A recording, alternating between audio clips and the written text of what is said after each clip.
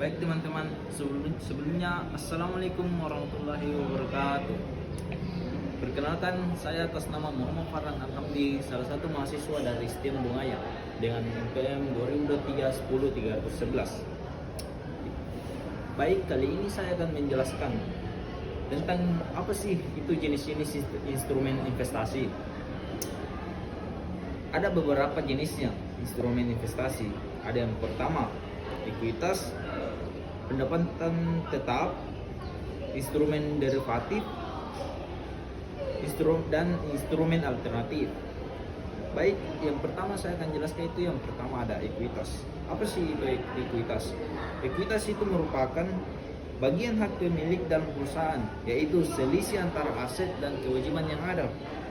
Dan dengan demikian tidak merupakan ukuran nilai jual perusahaan tersebut. Ekuitas itu terdiri atas seorang pemilik yang seringkali disebut modal atau simpanan produk atau simpanan pokok, anggota untuk badan hukum koperasi, saldo laba dan unsur lainnya. Seperti contohnya saham biasa. Saham biasa merupakan ekuitas bisnis yang mencerminkan modal atau investasi awal yang disetorkan. Dan yang kedua, bahan preferan. Berbeda dari saham biasa, pemilik saham preferen hanya memiliki sedikit kewajiban dan tidak memiliki hak untuk memilih kawan-kawan. Dan yang ketiga ada pendapatan yang tersimpan. Saldo laba atau pendapatan yang disimpan adalah jumlah total pendapatan yang diperoleh suatu bisnis dikurangi seluruh dividen yang dibayarkan kepada para pemegang saham. Dan ada yang kedua yaitu pendapatan tetap. Pendapatan tetap atau fixed income adalah investasi yang memberikan pendapatan reguler kepada investor dalam bentuk bunga tetap atau dividen.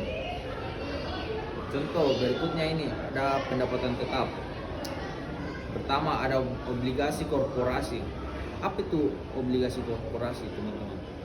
Kalau ada yang bisa jawab, tolong di komentar ya teman-teman, atau ada kesalahan mohon dikoreksi.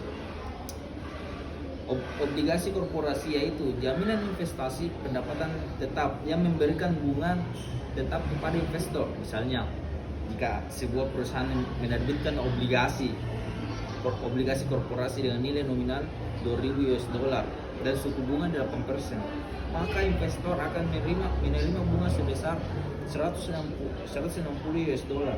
setiap tahun selama 10 tahun, kawan-kawan. Reksadana pendapatan tetap yaitu wadah untuk menghimpun dana masyarakat yang diinvestasikan ke dalam surat berharga seperti obligasi dan efek utang. Oke kawan-kawan, saya akan menjelaskan lagi apa itu jenis-jenis yang ketiga yaitu instrumen derivatif. Instrumen derivatif adalah kontrak keuangan yang melibatkan dua pihak atau lebih yang dibuat berdasarkan perjanjian penjualan dan atau pembelian aset atau sejuk komoditas tertentu, baik itu logam mulia, mata uang, obligasi, saham, dan masih banyak lagi kawan-kawan. Kontrak tersebut dapat digunakan untuk memperjualbelikan sejumlah aset dan memiliki risiko tersendiri. Harga derivatif bergantung juga pada fluktuasi aset dasarnya. Contohnya ada call option teman-teman. Dalam investasi, Pak Budi tertarik membeli rumah di salah satu lokasi Jakarta. Namun ia ingin melakukannya setelah melihat perkembangan di area sekitar rumah tersebut di masa mendatang. Oleh karena itu, ia membuat call option dengan pihak pengembang untuk membeli rumah tersebut dalam waktu 3 tahun depan dengan harga 100 juta rupiah, teman-teman. Pihak pengembang bisa menyetujui kesepakatan tersebut dengan meminta Pak Budi untuk membayar sejumlah uang muka.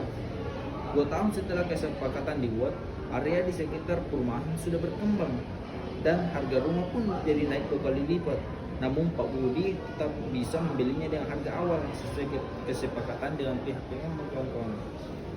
Dan jenis yang terakhir itu ada instrumen alternatif. Apa sih itu? Oke kawan-kawan, kali ini saya akan menjelaskan apa sih itu jenis instrumen alternatif. Jenis ini salah satu instrumen investasi yang paling aktif kan, yang akan saya jelaskan. Instrumen alternatif atau asesmen alternatif adalah penilaian yang tidak terpaku pada kertas latihan dan dirancang secara kreatif.